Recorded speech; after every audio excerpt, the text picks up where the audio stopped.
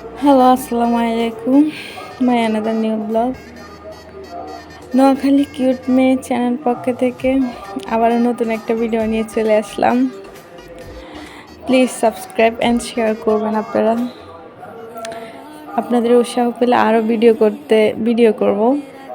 Please আপনারা আমার ভিডিওগুলো বেশি বেশি করে দেখবেন এবং শেয়ার করবেন। মূল কথায় আসি, পহেলা বৈশাখ যাইতেছে, যদি তার মধ্যে আম বক্তে না খাই তাহলে পয়লা বৈশাখের ফিলটা তো আসে না।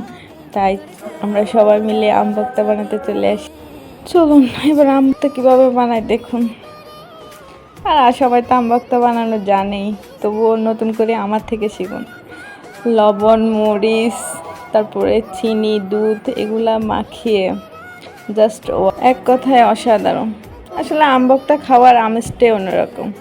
আসলে আমগুলো চুরি করা তো, সেজন্য খাওয়ার মজাটাই অন্যরকম। ধরতে পারলে যাবেন নাই।